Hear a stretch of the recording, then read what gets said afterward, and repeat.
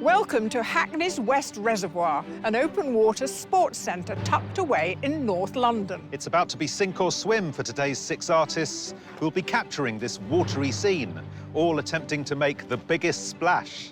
Let's hope they can come up with something that floats our boat. It's Landscape Artist of the Year. Thousands of artists applied for just 36 places in this year's competition. You never really know how it's going to come out. Everything can go wrong at this point. Presented with a range of breathtaking landscapes, from the classical grandeur of Britain's historic houses to modern urban vistas. I love the view. This is the drama that I've been waiting for. The artists must complete an artwork showing the very best of their creative talent in just 4 hours. You better speed up, my friend, if you want to go twice as big. Yeah, onwards and upwards. The winner will be awarded a prestigious £10,000 prize commission to create an artwork for the National Trust. Capturing the dramatic landscape of Snowdonia, the work will commemorate the anniversary of the Trust's first ever land donation, Dinas Ole. And as always, the artist will be working under the scrutiny of our 3 demanding judges: independent curator Kathleen Soriano, art historian Kate Bryan, and award-winning artist Tai Shanscherenberg.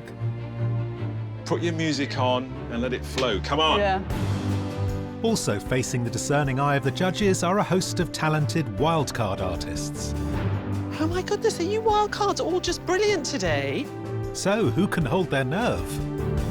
I am feeling the pressure. It is getting quite stressy. As we prepare to be truly blown away by Landscape Artist of the Year. The painting is coming about, but it's still evolving. It is. Oh, no!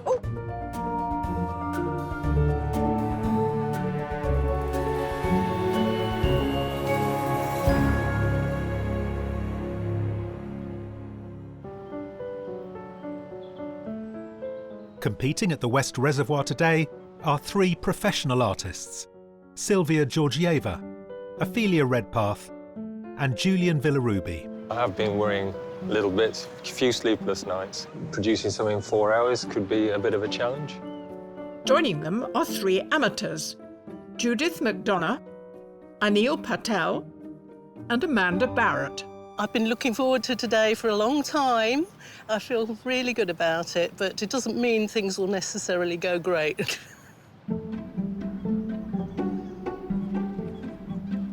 Until now, the judges have only seen the artists' work via their online submissions. So while our artists unpack their materials, the judges head inside to have a look at the real things. Another day, another wall. They're very diverse today, so let's start with the splashy one at the end. Splashy is a good word for it. I love the colour palette. I think it's just full of energy and vivacity. As a young artist, and it shows, I think, don't you? Yeah, I think in its exuberance and the way they're experimenting with mark making, and it's interesting how we project so much onto it when we've got this very loosely painted figure. And there's much more composition in it than you imagine at a first glance. It's very directed, it's very focused. Well, the next is a very delicately produced piece of work, isn't it? It's small and delicate, but it's weird and wonderful. I mean, I love this figure playing a guitar with a white owl in the moonlight amongst the pink mountains. What a weird painting. I presume the landscape has been made from their imagination, but in doing so, they have been able to make it believable. Now, there's nothing weird about this, because it's obviously a location in a particular city. New York City, Manhattan. What I love about this is that collage can often feel a little bit mean and crafty, but this is bold collage and it's confident. This is so full of expression and character, particularly the way that they've put together the teeming body of skyscrapers, using all these grey tones and newspapers. I think it's cool. OK, a different story, a different city. Yeah, sort of desolate supermarket in the morning. It's sort of a really unprepossessing subject to pick. Quite sort of grounded in the dullness of real life, but also quite enigmatic. I love the way in which they work with light and shadow. You see the shadow of the roof falling on the tarmac there, but they've given us a tension in the way in which they've constructed everything slightly on the off. This has been sought out as a location, obviously. Quite different. What I love about this is the mark making, the inventiveness of producing a craggy, vegetation-filled side of a mountain. You can get lost in the weird marks and bits of paint in there. I'm desperate to see them actually painting today. I want to know how they do it. It's something about the way in which the green area is sort of so fragmented. I find it intriguing. And this is full of stories, roadworks, they're everywhere. I'm really interested in the thrust that the artist has given us, that sense of perspective that they got by standing in this position and also channeling us as the viewer with the barricades as well. The overall impression of the painting underscores the subject, which is dark, intense, brooding. These really, really dark colours in the background and then to have all these neons sitting on the top.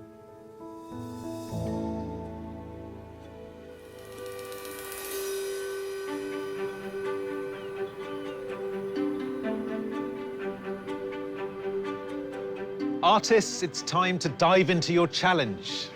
You have 4 hours to complete your painting, and your time starts now.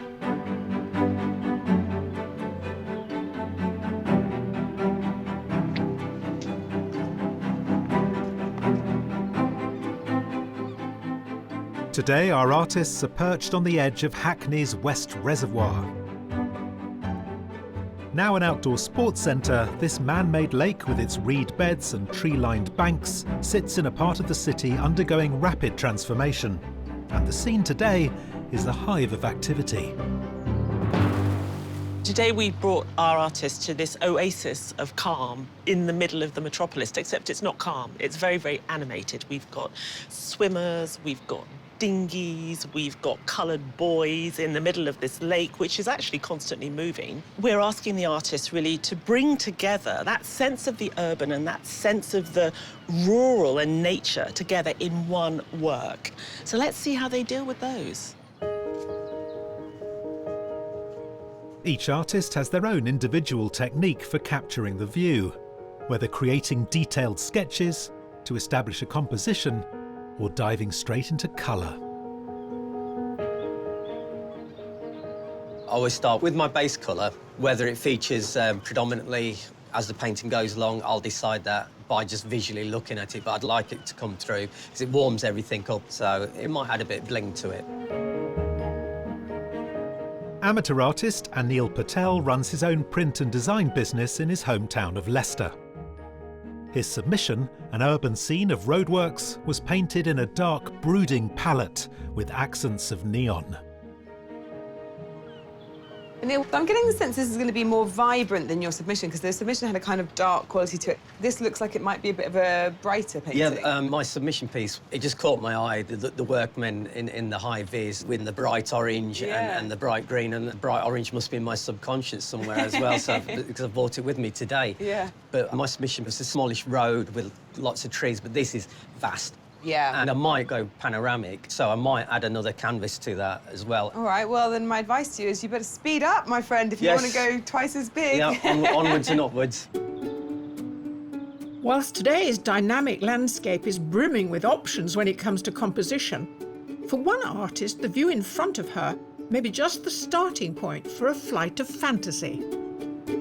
Normally I paint slightly from my imagination, so I'm looking at this landscape here and trying to imagine a story. I haven't actually yet found one because there's so much to take in, but I think something will appear.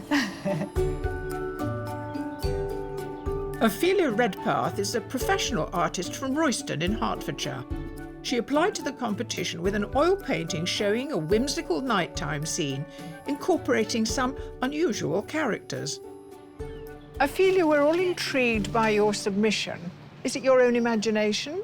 I think it just kind of popped into my head in an odd sort of way. I was wanting to get a kind of feeling of peace and quiet and an elderly gentleman who's slightly mysterious character that could have come from, anywhere, I suppose. That combination of landscape and the fantasy figure, are you going to do that here? Coming here, you see the very, very modern blocks of flats. You see the reflections in the water, you see wilderness around it. I've seen some herons coming across, ducks, people swimming. So I like the idea of kind of juxtaposing them all in to kind of make a bit of a composite. is a challenge and it's a lovely day, so I'm very happy. Composition isn't the only challenge facing our artists today. Creating a work in just 4 hours also presents practical issues, depending on their choice of technique and materials. I tend to work quite quickly in bursts, which means that I can give the painting time to dry, I can come back to it and then put another layer on top. So I like to work in layers. When you're up against it with time, it's never going to dry as quickly as you want it. So we'll see how many layers I can get onto the surface. Julian Viller Rubi is a professional artist from Brighton. His submission painting of a mountain-top monastery in Greece was created over the course of 2 years, building up layers of paint to create detailed texture. Julian, it's all happening really quickly at the moment. Paint's going on all over the place. Yeah. Moving from one colour to another. Yeah. But with that type of paint, can you make changes later? Yeah, well, this is acrylic, so it should be dry in 10 or 15 minutes. OK. And then I usually work over the top in oil. I can see impasto as well. I love the texture, you see. And my goodness, what a great way to deal with the choppiness of the water. It's a shorthand. Hopefully it'll work. So there'll be another layer over the top of that. Somehow I'll dig out some of the previous layers. OK. I'll let you crack on. Also at the West Reservoir today are our wild cards, who've come armed with everything they could possibly need for a day of painting. This is what your studio looks like. It's great. It's just covered in stuff. It's been busy, just trying to be prepared for today. How long are you intending to stay? It's like you're here for the month. One of these artists will be selected by the judges as today's wildcard winner, with a chance of a place in the semi-final. I'm just intrigued. I mean, that's how it used to be made, but I suppose as a master painter, you had an apprentice grinding your paints away. My boats have moved. Yeah, they'll do that. The spray, I can actually smell it in the air. I mean, I'm feeling quite heady just being downwind of it. It's going to be a good day. Happily working upwind of the wildcards, our 6 main artists are 1 hour into their challenge, each finding ways to capture the scene in their own unique style. I'm semi-pleased the way it's going. Just need to sort of not get bogged down in too much detail still and just keep it loose and open, basically.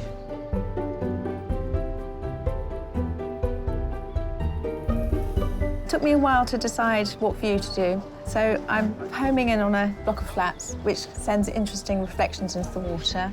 I'll probably invent some details as well. I want to reflect the scene. I've got an idea in my head, but whether I can get the paint to do it is another thing. So it could be interesting.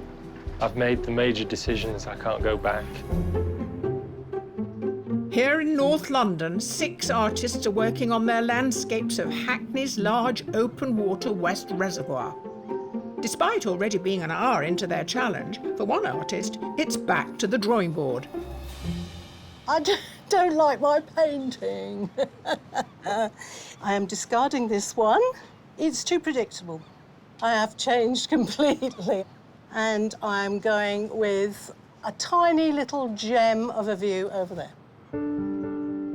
Amateur artist Amanda Barrett is a graphic designer from Suffolk. Her submission, painted in acrylics, shows an everyday scene of her local supermarket and was created from a sketch she made in the car park during her weekly shop. Amanda, this is not the painting I saw earlier on when I walked past. What's this? This is a lovely little thing I spotted right across the water over there, where there's a blue and a green porter cabin. Yeah. And then above the porter cabin, there's a red lift shaft and a building being built. What is it particularly that really appeals to you about this sort of half-finished building? Because other people might be painting that out on purpose. I love it. I like the geometric shapes. Also, it sums up what's going on around here. I mean, they're building all these skyscrapers. If you looked at the lake, you'd think you were in Sussex or somewhere. Yeah. And then you look up, And you think, oh my goodness, I'm in the city. You might just have to go a bit fast. I think I'm going to have to motor, aren't I? While Amanda motors on with her second painting, she's not the only artist today who's unhappy with their initial efforts. I tried to paint a building, but I painted over it. It kind of looked like a milk box. So, yeah, I'm just going to wait till this dries and then attempt it again. 18-year-old Judith McDonough is a student from Oxford. Her submission, a sparse semi-abstract work with one lone figure striding through the landscape, took 3 hours to complete and is painted in her signature style of heavy, bold acrylics. Judith, there's some initial mark making on the canvas, and now it's stopped. Yeah, I attempted the building, but it's quite difficult because I want to keep my brush marks quite consistent. Yes. And then because they're so kind of vast and bare, it's difficult to work in a building. I get the feeling with your painting, it happens quite quickly. When it happens well, it will happen very quickly. But you've got to paint to have things happen. Sometimes you just need to get on with it. Yeah. Get into the zone. Not all today's artists have chosen to depict this urban scene in paint. One is creating a composite landscape in a very literal sense. My media is collage, so I normally use a different variety of paper, different textures, different patterns. I love urban landscapes, so I'm really happy about the view, and I like the variety with the water, nature, swimmers as well. Originally from Bulgaria, Sylvia Georgieva is a graphic designer now living in London. Her landscape depicting the Brooklyn Bridge was created in collage, incorporating paper from the New York Times, with charcoal and paint applied over the top. Sylvia, I'm quite surprised that you're not sticking things down one at a time. You're actually laying things on top and then working out where they need to go. I make all of the shapes before I start and start moving to see which composition is good for me, but now it's quite tricky with the wind. When you're looking at this view today, what do you immediately think of? I really like the building, which is still under construction, so I try to bring all of the materials there, like a concrete, metal, and also the contrast between the water and the people which are moving. It's like a puzzle. Painful, though? Presumably always on the floor? Oh, no, it's not painful. I can do yoga after that. OK.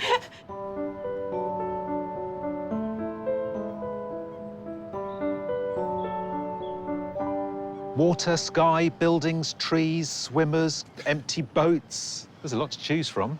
It's a phenomenal view. And as a subject matter, I must say it's quite idiosyncratic, because you do have this building site on the other side where everything is in the middle of coming into being. And this reservoir is actually being used by swimmers. They've got weird orange flotation devices. So there's a lot to pick from. And if the artist is smart at editing, there are good paintings in there. What would you zero in on? What's your strength in this landscape? Oh, dear. Not the boats. Oh, really? You know I've got a boat phobia. Twee alert? Yeah. And I think my allergy to tweeness comes from an overused kind of cliche to paint that sort of painting. Is it not interesting because artists are not really looking at what's out there? Yeah, absolutely. They're just taking it and repackaging it into something that feels familiar and warm?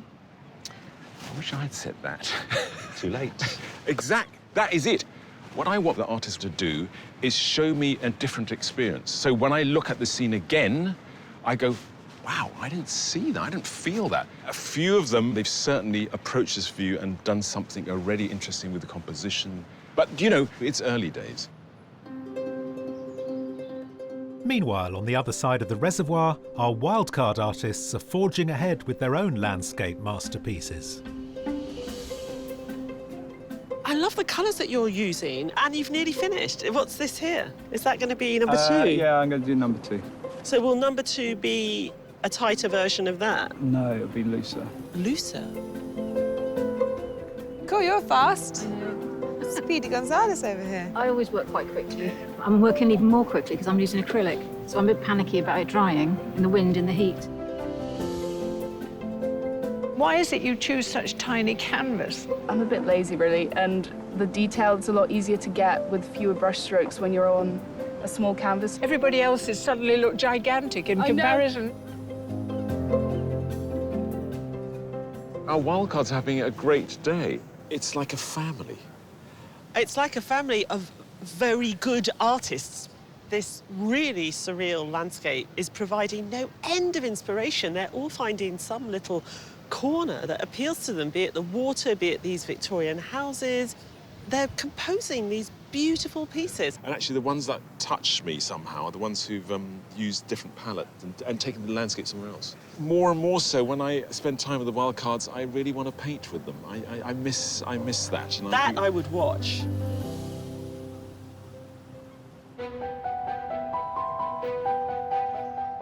Back in the pods, our artists have been working for 2 hours and have reached the midway point of their challenge. I'm halfway through the time and I'm about a quarter of the way through the painting. So we shall see whether I get it done.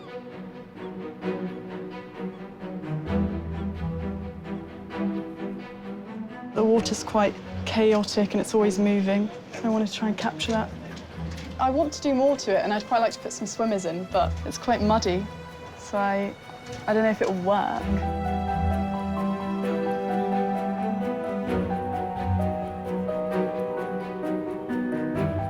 Because I like the view so much, to encompass all of it, I might go for diptych. So I've prepared another canvas, got a couple of hours. If it works, great. If it doesn't, it's going to be sort of crash and burn. 6 artists are 2 hours into their challenge to depict the busy West Reservoir in North London.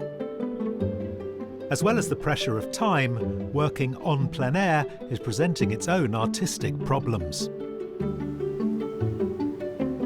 I got the composition in my head, so I tried to stick all of the parts of the paper now. The wind is a massive problem for me because all of my pieces of paper start flying everywhere.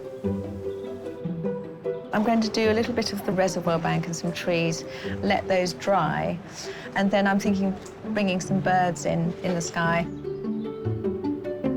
Trying to decide which tone to go for with the water. Obviously, it's kind of a steely blue, but it kind of changes. It goes light and then dark, depending on what's happening with the clouds.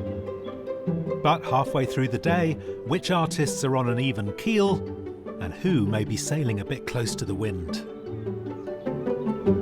It's warmish, it's breezy, difficult conditions. Yeah, breezy is difficult for a collage artist, for sure. But the others, I think, are finding it quite, dynamic. It's adding movement to the lake, and that's all helping. Sylvia is working with lots of little bits of card paper.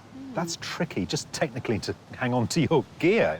Super tricky. She's down on her hands and knees. She's got weights everywhere that she can put them, but she's still managing to create something that actually feels quite sculptural at the moment. I know she hasn't got into the drawing and the painting on it, but it's very pretty. I think Sylvia has done something which is an interesting foundation, but I'm looking for the expressionistic qualities and the liveliness that was in her submission. Julian's painting has a lot of texture to it. Is he impressing you? Yeah, I mean, I'm amazed at Julian's work. He builds up so many layers to achieve that tactile quality. Yeah, I love Julian's colour palette. Most of it seems to be about dabbing things and taking things away, and it starts to give us some of that luscious separateness that we had in his submission. The word on the street is that Aniel is doing a diptych. I think the problem he's struggling with is that he feels something is missing. So I'm hoping that he does deliver to that frustration and actually sort of gets painting. Whether or not it forms a diptych at the end doesn't matter. He's given the water such pride of place that I think he's got a lot more work to do to bring it to life. That orange ground, I think in the water is fighting against it. I think it's not very good looking so far. Judith, I was worried about her. There seemed to be a lack of impetus, but suddenly a lot of blue paint has arrived. Is she doing well? I like the jeopardy with Judith. What is this painting? Who is she as an artist? Are we going to have anything recognisable? Her colours are great, but is it enough? I have no idea where this painting is headed. None whatsoever. I'm totally stumped. What is interesting is once it starts flowing, her marks go on fast and there's a vigour to them. So I think once she gets her mind into the right zone, it could happen quite quickly. Next to Judith, we have someone responding in a completely different way. Ophelia. Yeah, it's so full of narrative. I think it's the way she's got this really dark ground. You just feel that there's a film noir or a crime scene or something that's going to emerge over the course of the day. I don't know how it works because she started in great detail and you thought you can only do that if you've drawn the whole thing out in your mind. Amanda's zoomed in on the porter cabin. She's given us a very industrial scene. I just loved Amanda's courage, really. You know, to come to a scene, to realise it's not working, and she thought, well, to hell with this, I'm going to start again. And I think throwing the shackles off has liberated her. Instead of this traditional panorama, thought, OK, lift, porter cabins, bit grotty, that was more interesting to her. I was worried about her because she lost like a good hour or more. But now she actually likes what she's painting. She's super quick. Well, water everywhere, but not a drop of ink. Nobody's using ink. Very good. That's all I've got. It's going to be a long afternoon. Back in the pods, time is ticking on. And Neil has decided on his diptych, but there may be problems with the second painting.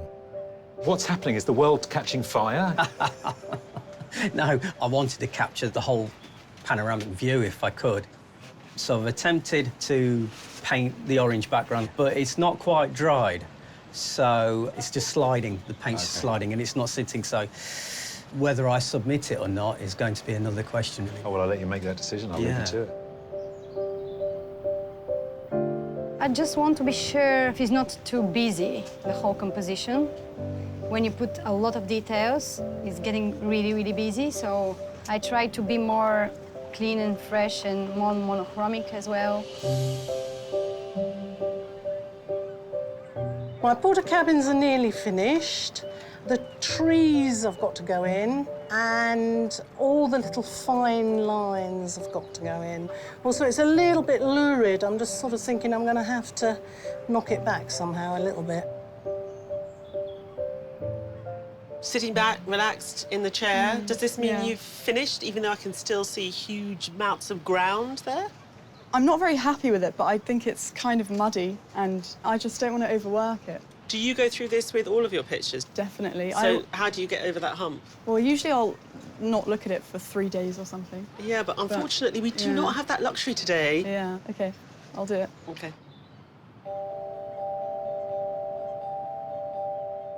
Our artists painting here at the West Reservoir today are part of a tradition which dates back over 100 years. Painting en plein air, or in the open air, was virtually unheard of until a group of pioneering artists adopted a radical new approach to capturing the landscape. There's a complete transformation in the 19th century, and artists go outside. They want to get into nature, and they want to be painting what they see right in front of them at that moment, engaging with landscape in a very raw and direct way. And it's the Impressionists that really take that first step into uncharted territory. The Impressionists were a group of young, predominantly French painters, but the term Impressionism itself was born right here in London. Monet painted Impression sunrise. It was a view of this burning hot sun rising over the Thames. And you really get a sense of the fleeting nature of that sunrise. And that's why he called it impression. That became the word known to describe this new way of painting. The Impressionists really give us a sense of what it feels like to be outside, to be walking through a landscape, to be looking at the play of light on water. Photography's been invented, so the Impressionists are saying, why have I got to paint it exactly like it looks? A camera can do that now. But it isn't just Monet's Thames that binds this city to the history of the Impressionists. In 1841, John Rand, an American artist living in London, had designed the biggest technological breakthrough in modern painting, the paint tube. Paint going into tubes gave it a functionality that it hadn't had before. Before, artists actually had to grind their own pigments, they had to mix the whole thing up. Paint went off very quickly, it didn't last very long. You absolutely couldn't transport it. The humble paint tube meant that artists could go outside and paint the contemporary landscape as they experienced it. What the Impressionists were painting was the new modern world they found themselves in. They were painting leisure time. Boating lakes, parks, cafes, restaurants, this is all new. So I think it's really thrilling for me to see everyone out here, you know, plein air painting, doing what the Impressionists did, which was actually look at nature, but through the prism of modern life.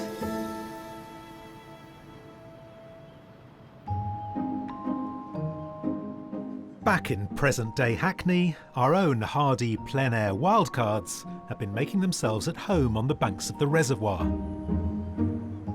Oh my goodness, are you wild cards all just brilliant today? How are we going to pick one winner?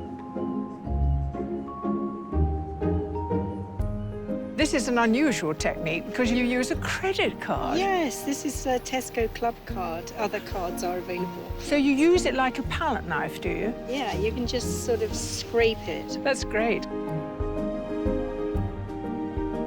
Who's that painting up there? That's my late father. Ah! Myself and my sister and father and mother, we're all All painters. painters. My father is a painter.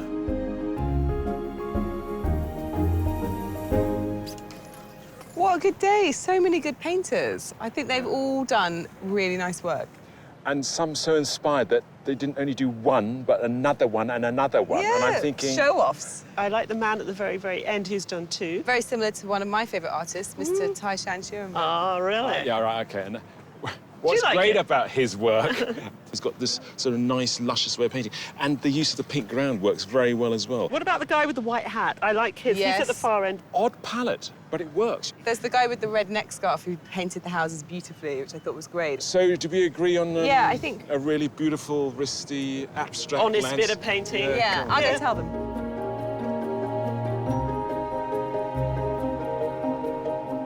You're our wildcard winner today. Congratulations. Thank you very much. I think it was so good that you went and had a go at doing the little one with the brevity. It was just kind of juicy, fresh, honest bit of painting. And you managed to get a little bit of magic. Well done. Delighted, really touched that they chose my work. To actually be acknowledged from those guys was special. Absolutely thrilled. Stephen Kinder from Godalming will enter a pool of wildcard winners from all the heats, from which one will be selected for a place in the semi-final.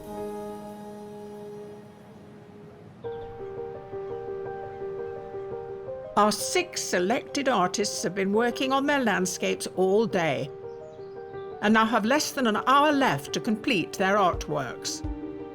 I'm doing a heron. It's like adding characters to the stage in a way. Do that as quickly as I can. Suddenly realised I've got to get my skates on. I'm going to try and put a glaze on to knock back some of the intensity of colour, and then I'm going to put in the fine detail. I think I'm about 3/4 of the way, so it'll be a last-minute finish, I should imagine.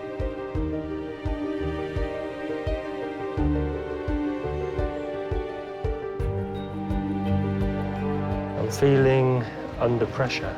So it's just a matter of pushing it, pushing it, pushing it. And if I push it too much, then it'll just go dead.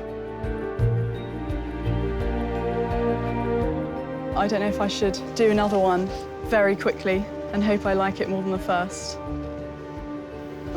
I don't know. At the West Reservoir in Hackney, our 6 artists are nearing the end of their landscape challenge. Neil, so has the second panel won the battle? Is it going to stay here? I don't think so. So what have you got to do more on your actual panel? A bit more on the highlights, and I think I'm nearly there. OK, chop, chop. I try to put more details and more outlines. I hope to finish it on time. I am feeling the pressure. It is getting quite stressy. I think it's just the tones. I can't do anything at this stage, so I'm just ticking in the last final pieces of the picture. I'm just trying to work out what I can do for the last few minutes. A little bit of highlighting on the water, and that's it. That's all I've got time for. Artists, you have 1 minute left. Oh my God. I probably should stop now, I think, probably. A little bit stressed out. I'll be pleased when it's finished.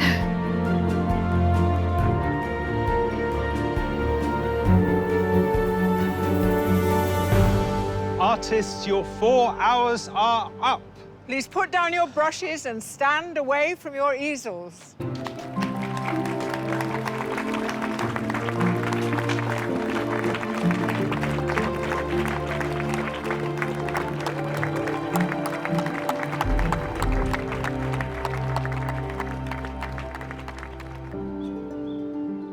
As the artists finally get a break, the judges examine the 6 finished artworks. I'm really pleased with the sense of today that all of our artists caught. It's incredibly varied. Every one of these is completely from a different school of image making. That's what makes it exciting, though, isn't it? Yeah. Sylvia's work got better looking as the day progressed. She did add those expressionistic elements that I was looking for. Maybe not enough for me, but I really love the choice of materials to create the building, especially with those crazy zigzag lines. It was impressive, the speed with which she had to work in order to still stay true to her medium. But I do miss the brutality that was in her submission. It felt that there was more drawing and painting into it. Julian did really well because I thought he was going to really struggle to give us a sense of that fabulous textured quality that we got in the submission. But he found a quick way of doing it, and this feels much more fun, lively, you know, real sense of activity. There are moments of real genius. That wash is totally believable, even though a lot of the rest of the representation is stylized. A beautiful painting. Neil made a lot of right decisions today. It was a right decision not to include that second panel. And I like his composition. I think the barrier at the front works really, really effectively. And Neil's sky is beautiful, and the tower blocks are really sensitively handled. Unfortunately, the ground that he chose, it worked in the buildings and it didn't work in the water. I'm kind of upset with Judith that she didn't have more confidence. I think maybe the pressure got to it. But in very few marks, she created something very visceral and interesting and ugly, like the buildings out there. I don't know what happened. It's like Angry Dad. Sorry, you know, it's got bits that are good and it's just she gave up. You know, she's 18. She's only just finished school. Her use of colour or choice of colour is still showing promise. Now, Ophelia. I think this is an extraordinary, finished work of art. The heron, the clock, and the 3 Victorian buildings that have been stylized into sheds create a very strange atmosphere. She knew where the painting was going, and it was all in her head. I like the way that she's painted it because it feels very polished and finished without a slickness, and yet it's quite weird and quite strange. It's not exactly what was in front of her. Amanda's a very good colorist in a very subtle way. The orange stripe on that large buoy leads us into the painting, and you've got the beautiful greens and the blues of the porter cabin. And in a funny way, out of this huge, monstrous building site, she's created something that's very personable. I think Amanda's just fantastic at finding beauty where others see ugliness. She does something which is very honest, and how brilliant that she got rid of something she wasn't enjoying. Before deciding on the day's winner, the judges narrowed down their selection to a shortlist of 3 artists. I've got 3. They're all very good, so it's a problem. I've got 2.5. Yeah, I've got 3. We'll have to see who gets through. Artists, it's been a brilliant day, and thank you for sharing it with us. But as you know, only 3 of you can go onto the shortlist to be considered as today's winner. The first artist on the shortlist is Julian Viller Rubi.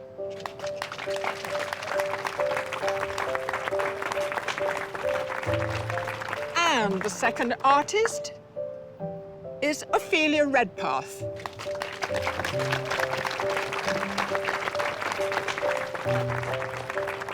The third artist is Amanda Barrett.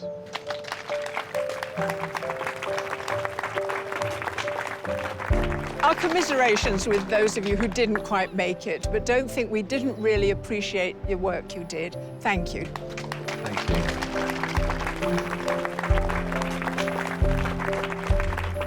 I'm a little bit disappointed, but take a lot of positives from the experience today.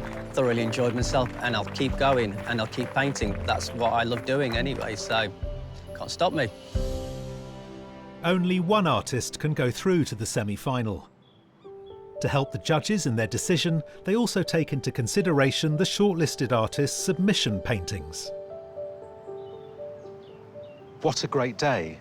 I mean, we've been here in this old Victorian reservoir in this slightly unprepossessing part of London, and we've got these paintings that seem to be full of mystery and story and narrative. Yeah, the artists have really delivered. We've got so much going on, and they've all taken their own unique path through the landscape. They're great.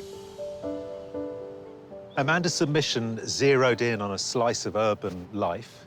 She zeroed in on the urban today as well, didn't she? Yeah, she found a really good equivalent for what she was doing in her submission, although she treated it slightly differently. This has got a kind of pastel, sweet, otherworldly quality to it, whereas today feels kind of fresh and lively and full of the activity that was on the reservoir. Now that I look at Amanda's submission and the work today, I realise that she's chopped everything up at the top. She's brought us right up into it, and those sorts of subtle introductions add a dynamism and a tension to the work. Now, Ophelia has introduced a kind of painting we've never had before. We've not had surrealism before. She takes the elements of the landscape in front of her and she uses it to tell her own stories. Today's painting is as much a piece from her imagination as her submission, in a funny way. I think for me, Ophelia walks a really fine line between something that's very serious and actually that's really playful and fun. You know, the way that she puts paint down, the way that she conjures an atmosphere. It's a great narrative bit of landscape. Now, Julian gave us a mythic monastery on a hill, and today, a landscape full of activity. And in both cases, he's very innovative in the way he finds marks and alternatives to recreate surfaces. So that overgrown, rocky mountainside up to the monastery is absolutely believable. And in a funny way, he's done that again today with the water. Yeah, I think that Julian was very precise in the sense that both of his paintings have the same compositional devices, where in the foreground you've got either the pathway for the pilgrims or the jetty that we had in front of us today. I think today's work demonstrates how much their paintings exude their different personalities. Hard to choose one. Very difficult. But which of these very different personalities will be chosen as today's winner?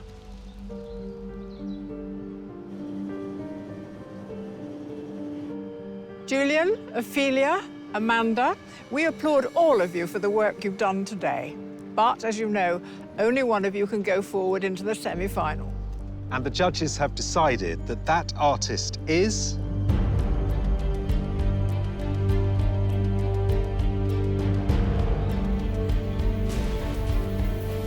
Ophelia Redpath.